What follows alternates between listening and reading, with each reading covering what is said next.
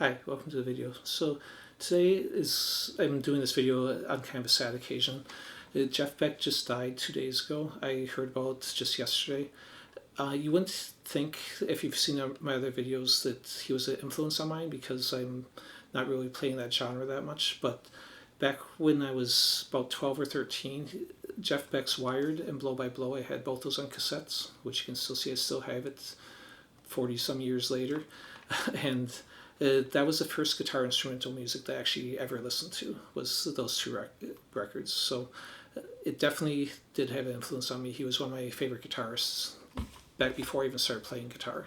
So I didn't start playing guitar until I was 15. And I started listening to him, like I said, when I was about 12. But anyway, so I thought as a way to honor him and also stick with the instructional format that my channel is, I would do what is sometimes referred to as Jeff Beck's scale, because he commonly used it, which is a Mixolydian Pentatonic. I'll hold this up at the end so you can see it in more detail. So I'm going to teach you 2 sliding fingerings and 5 2-note per string fingerings, and then 1 other fingering, along with some variations on it. So you'll have a bunch of different ways you can play the scale, and I'll show you kind of different fingerings you can use too.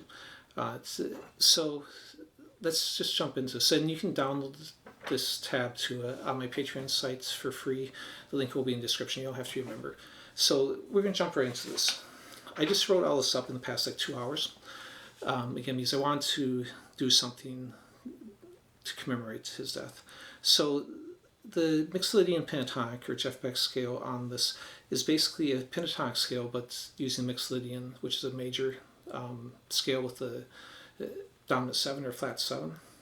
So normally when you play a minor pentatonic, you're leaving off in a minor scale the 2nd and 6th note of the scale, and playing the 1st, 3rd, 4th, 5th, and 7th. Now I'm not referring to intervals. That would be a flat 3rd and flat 7th. I'm just referring to the numbers in the scale.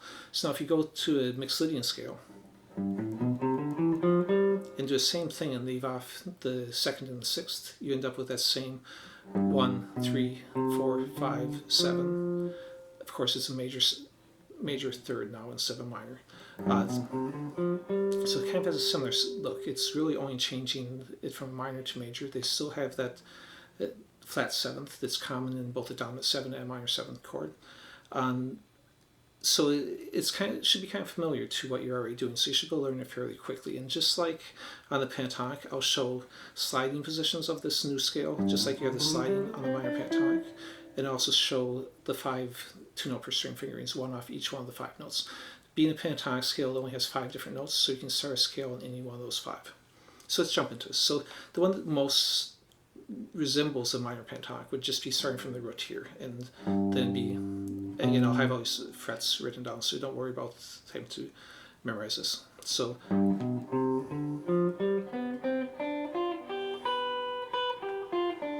and you could use different fingerings on this. Again, it's up to you what you do on that. So that would be 1 fingering of it. Now if you didn't want to do those stretches, you could put this B note back instead and go, then shift back forward at this point, and then you just leave off that top one. This is back to your root, so you don't have to play that note.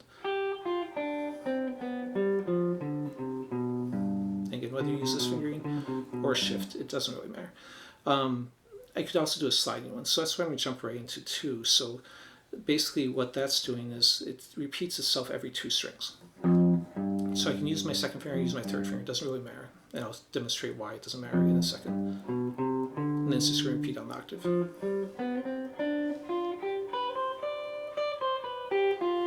Again, it doesn't matter which fingering you use on this, either one is fine.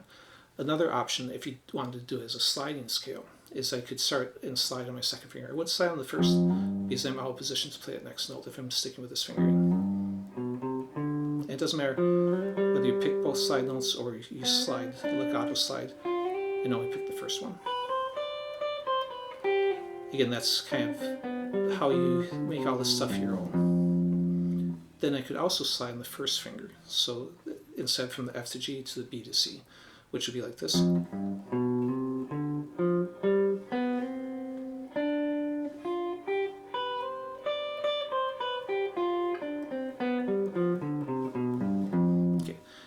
Now I'm going to play a few licks. These will be on the tab too if you want to try them out. But there's just examples of why it really doesn't matter which finger you use. Because for example, if I'm up here playing in this top part of this scale, if I'm reaching forward and not going to this note and doing a lick like this, then I would use first and third finger here, and because I don't have to ever go up to that. On the other hand, if I want to shift forward, I might use the first finger slide, doing something like this. And there I'm just moving to the next position up here, which I'll demonstrate in a minute. Or I could use this to slide on the second finger, even though this isn't even where we originally did it. And then reach forward with the second finger. So again, it all depends on what lick you're doing. You end up using all different fingering combinations when you're actually improvising. So don't get too caught up. Do what's comfortable for you. Let's go and jump into this other scale fingering up here. So this is our 2-note per string one. We'd already done off the G. Now we're going to do off the C. The 5 notes in the scale are G, B, C, D, and F. So if we go to this one, it would be like this. Now I'm using these fingers because, again, I don't need to reach back any for these until this point. So that would be the 2-note per string off the C note. Now I'm going to go ahead and show another sliding position. So we already slid off the F and G and then did the B, C, D next. So now I'm going to slide, I'm going to start on the B, C, D. So I'll start up here. Again, I'm just doing the octaves, and it wouldn't matter if I was using these fingering or this fingering. That's fine. And just like we did up here when we slid on that B to C, I could do that same thing here. And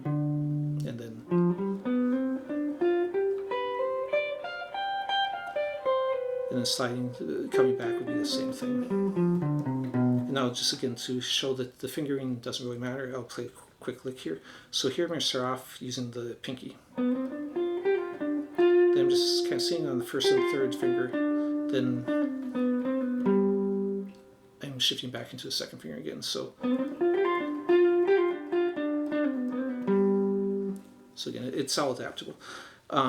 So I'm going to run through the last 3 2-note per string fingerings. Now you might not use all of these equally, just like in regular pentatonic. There's a couple fingerings that are used most common, but I want you to have them just in case you want to use them. So I'm going to start this on the B note now. I'm going to reach with these fingers because my next note's going to be here. You can see this kind of overlaps into that sliding when we were using this before. Now as an option, I could go and add the root too, but then it wouldn't be a 2-note per string.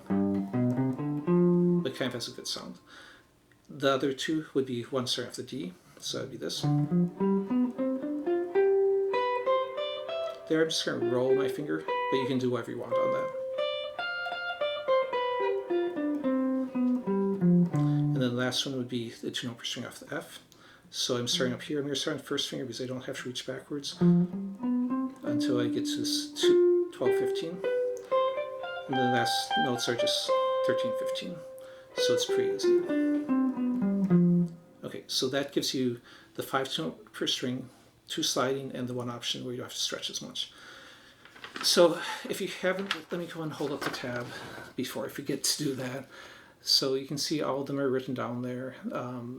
I'll go and scroll up so you can see the bottom ones. If you haven't listened to Jeff Beck, I definitely recommend doing so. Personal favorites are some of his old stuff because I listen to him so much, the Wired and Blow by Blow. I haven't listened to all of his new stuff, which I'm going to try and rectify and start listening to some of that, but definitely those older ones are a good place to start. Anyways, if you liked the video, please subscribe and like it, and thanks for watching.